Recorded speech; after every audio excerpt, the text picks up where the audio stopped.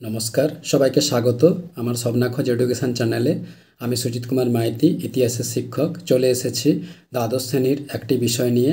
আজকের বিষয় গণপ্রজাতন্ত্রী চীনের উত্থান।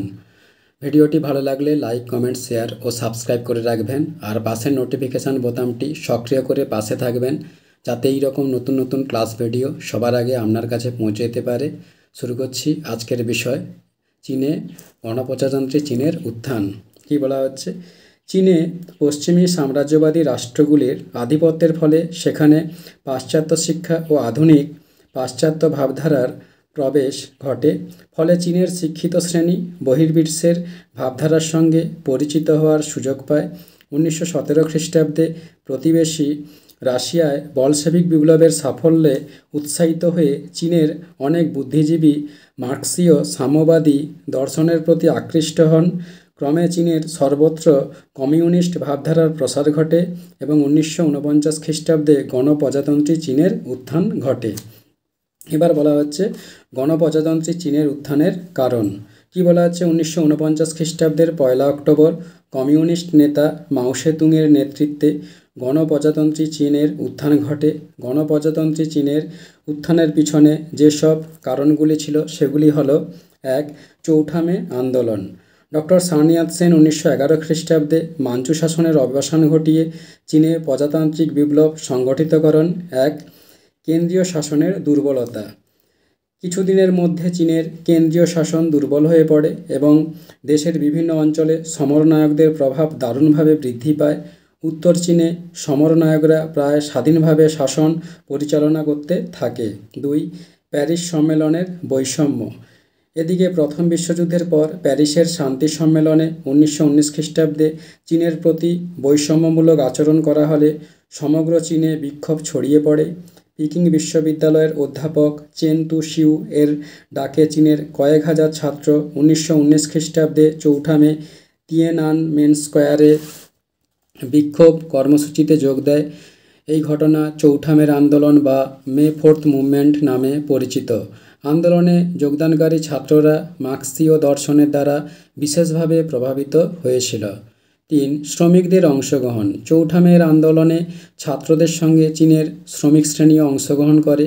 কোনো কোনো ঐতিহাসিক মনে করেন যে এই আন্দোলন চীনের শ্রমিক শ্রেণীর রাজনৈতিক লড়াইয়ের সূচনা করে। কমিউনিস্ট নেতা মাও সেতুং মনে করেন যে চৌঠা মে আন্দোলন ছিল সাম্রাজ্যবাদ বিরোধী ও সামন্ততন্ত্র বিরোধী বুর্জুয়া গণতান্ত্রিক বিপ্লব। যাই হোক, এই আন্দোলন ছিল চীনে কমিউনিস্ট ভাবাদর্শ প্রচারের প্রাথমিক সোপান। এরপর চীনা কমিউনিস্ট পার্টির প্রতিষ্ঠা। প্রথম সাংহাই সম্মেলন। 1921 খ্রিস্টাব্দে 1 মে সাংহাইয়ে চীনে বিভিন্ন কমিউনিস্ট গোষ্ঠীগুলি এক কেন্দ্রীয় সম্মেলন অনুষ্ঠিত হয়। রুশ কমিউনিস্ট পার্টির পরামর্শে এবং পিকিং বিশ্ববিদ্যালয়ের 2 মার্ক্সবাদী অধ্যাপক লি তা চাও এবং চেন তু শিউ এর উদ্যোগে এই সম্মেলনে চীনা কমিউনিস্ট পার্টির প্রতিষ্ঠা হয়। 2. কর্মসূচি। সূচনা পর্বে চীনের কমিউনিস্ট পার্টির 3টি কর্মসূচি ছিল: 1. চীনে রাষ্ট্রীয় ঐক্য প্রতিষ্ঠা। 2. চীনা সমরনায়কদের উচ্ছেদ এবং 3. বিদেশি সাম্রাজ্যবাদীদের বিরুদ্ধে প্রতিরোধ। এবার কুওমিন্তাং ও কমিউনিস্ট বিরোধ। চীনে কমিউনিস্ট পার্টি প্রতিষ্ঠার পূর্বে কুওমিন্তাং দলের যথেষ্ট প্রতিপত্তি ছিল। 1. দুই দলের সুসম্পর্ক। ডক্টর সান ইয়াতসেন ছিলেন কুওমিন্তাং দলের প্রধান এবং চীনা প্রজাতন্ত্রের রাষ্ট্রপতি। তার আমলে চীনের কমিউনিস্টরা কুওমিন্তাং দলের সদস্য হতে পারত এবং দুই দল ঐক্যবদ্ধভাবে জাতীয় সমস্যার মোকাবিলা করত। এই সময় কুওমিন্তাং দলের প্রভাবকে কাজে লাগিয়ে কমিউনিস্টরা নিজেদের শক্তি বৃদ্ধি করে। এরপর দুই দলের বিরোধ। অবশ্য কুওমিন্তাং ও কমিউনিস্ট দলের পারস্পরিক সহযোগিতা দীর্ঘস্থায়ী হয়নি। 1926 খ্রিস্টাব্দে থেকে দুই দলের মধ্যে নানা কারণে বিরোধ শুরু হয়। এই পরিস্থিতিতে 1927 খ্রিস্টাব্দে চিয়াং কাই শেক সাম্যবাদী রাশিয়ার সঙ্গে সব সম্পর্ক ছিন্ন করেন।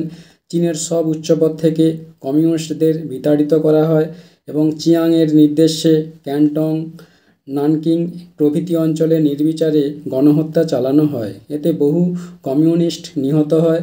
1927 থেকে 29 খ্রিস্টাব্দের মধ্যে প্রায় 4,50,000 কমিউনিস্ট প্রাণ হারায়। এরপর লং মার্চ। প্রথম কি কমিউনিস্টদের অবরোধ।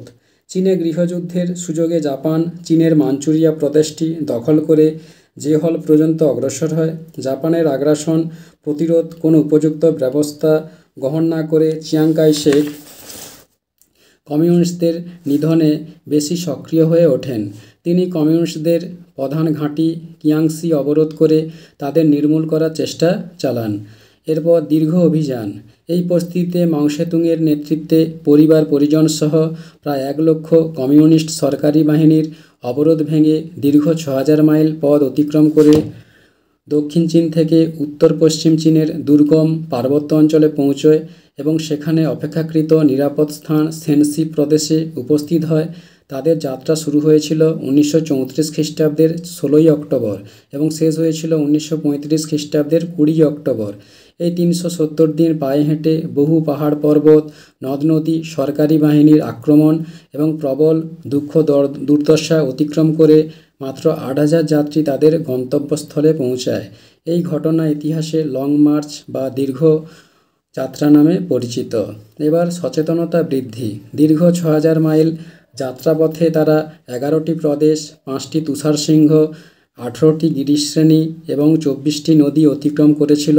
লং মার্চ নিছক একটি সামরিক অভিযান ছিল না, এটি ছিল একই সঙ্গে দেশকে, দেশের মানুষকে, দেশের বিভিন্ন জাতিগোষ্ঠী ও আরও অনেক কিছুকে নতুন করে আবিষ্কার করার অভিযান। এই অভিযানের মাধ্যমে কমিউনিস্টরা সমগ্র চীনের সাধারণ মানুষকে সচেতন করে তোলে। এবার চিয়াংপুর ঘটনা। কি বলা হচ্ছে? চিয়াং অপহরণ।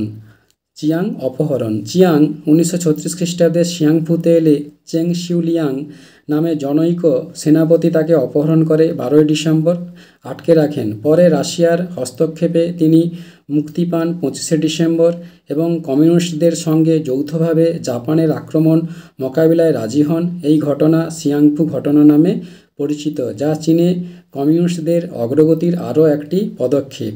এরপর মাও সেতুং ও চীনা প্রজাতন্ত্র।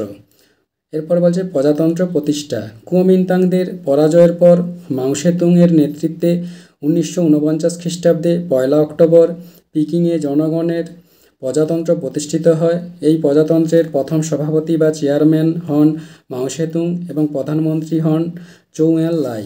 এবার বলা হচ্ছে চীনে প্রজাতন্ত্র প্রতিষ্ঠার গুরুত্ব বা তাৎপর্য। কি বলা হচ্ছে? ঐতিহাসিক ফ্রিডম্যান বলেছেন যে মাও সেতুংয়ের নেতৃত্বে 1949 খ্রিস্টাব্দে একটি ঐক্যবদ্ধ জাতীয় শক্তি হিসেবে নয়া চীনের অভ্যুদয় আধুনিক ইতিহাসে এক অতি গুরুত্বপূর্ণ ঘটনা। প্রথম, জনগণের গুরুত্ব।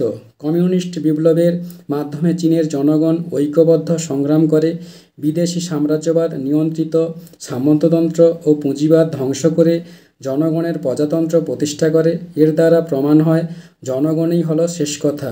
2, নতুন যুগের সূচনা। 1949 খ্রিস্টাব্দের 1 অক্টোবর কমিউনিস্ট চীনের প্রতিষ্ঠা দিবস উপলক্ষে এক বক্তৃতায় মাও সেতুং বলেন যে চীনের মানুষ আর কখনো দাসত্বের শৃঙ্খলে আবদ্ধ হবে না বা কোনো প্রকার বিদেশি হস্তক্ষেপ বরদাস্ত করবে না। সাম্যবাদী শাসন প্রতিষ্ঠার মধ্য দিয়ে চীনের ইতিহাসে এক যুগের সমাপ্তি ঘটল, শুরু হলো এক নতুন যুগের, যে যুগের ইতিহাস হলো সমাজতন্ত্রের পথে অগ্রগতির ইতিহাস। 3, চীনের অগ্রগতি। মাও সেতুংয়ের নেতৃত্বে চীনে প্রজাতন্ত্র প্রতিষ্ঠার পর থেকে সে দেশে ব্যাপক অগ্রগতি শুরু হয়। চীন সার্বিক ক্ষেত্রে পৃথিবীর একটি অন্যতম শক্তিধর রাষ্ট্রে পরিণত হয়। মাও সেতুং চীনে বিভিন্ন মতাদর্শের মধ্যে সুস্থ প্রতিযোগিতাকে সমর্থন করতেন। তার ভাষায় শত ফুল বিকশিত হোক, শত মতের মধ্যে সুস্থ প্রতিযোগিতা চলুক। বন্ধুরা, এখানেই ক্লাস ভিডিওটি শেষ হলো। পরবর্তীকালে আবার একটি নতুন ক্লাস ভিডিও নিয়ে উপস্থিত হব। ধন্যবাদ, সবাই ভালো থাকবেন।